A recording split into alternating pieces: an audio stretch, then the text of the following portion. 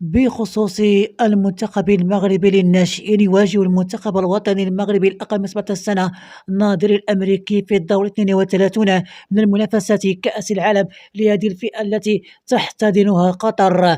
ويلتقي أبناء نبيل بها المنتخب الولايات المتحدة الأمريكية بعد التصدر الأخير مجموعاته بالعلامة الكاملة. وتأهل المنتخب الوطني في سيان إلى الدور الثاني بعد احتلالها المركز الثالث في مجموعات ب3 نقاط عقب فوزه التاريخي على كاليدونيا الجديدة ب16 هدف دون رد خلف المنتخب اليابان المتصدر والبرتغال الوصيف. وإلى عمر الهلالي، علق الدولي المغربي عمر الهلالي لاعب إسبانيول على عدم استدعاء للقائمة المنتخب الوطني تحضيرا للمباراتين الوديتين أمام الموزمبيق وأوغندا.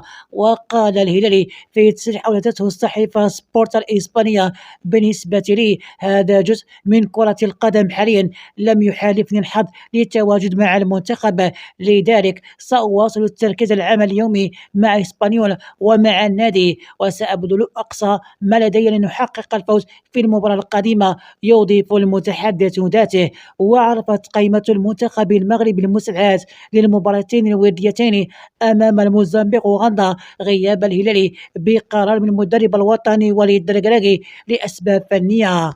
وإلى أشرف حكيمي، بادرة طيبة من حكيمي تجاه زملائه بالمنتخب المغربي. أشرف حكيمي قائد المنتخب المغربي تواصل مع زملائه عبر اتصال فيديو لتشجيعهم وتعزيز معنوياتهم رغم غيابه عن الملاعب بسبب الإصابة القوية مع باريس سان جيرمان ورفضه الخضوع لعملية جراحية استعدادا للمباراة افتتاح كأس إفريقيا 2025.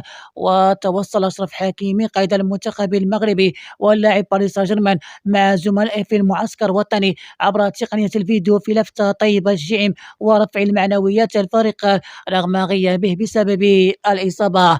وأظهر حكيمي الفيديو الذي نشرته القنوات الرسمية للمنتخب على منصات التواصل الاجتماعي معنويات مرتفعة وهو يمازح زملائه، فيما علقت القنوات: أشرف حكيمي بعيد بالجسد قريب بالقلب ودائما مع الفريق. وكان حكيمي قد تعرض لإصابة قوية بالتواء شديد في الكاحل الأيسر خلال مواجهة بايرن ميونخ ضمن دوري أبطال أوروبا، ما سيبعده عن الملاعب لمدة تتراوح ما بين 6 و8 أسابيع. ورغم ذلك رفض اللاعب الخضوع لعملية جراحية رغبة في التواجد مع المنتخب والمشاركة في المباراة افتتاح كأس إفريقيا 2025 أمام المنتخب القمر المقررة يوم 21 دجنبر.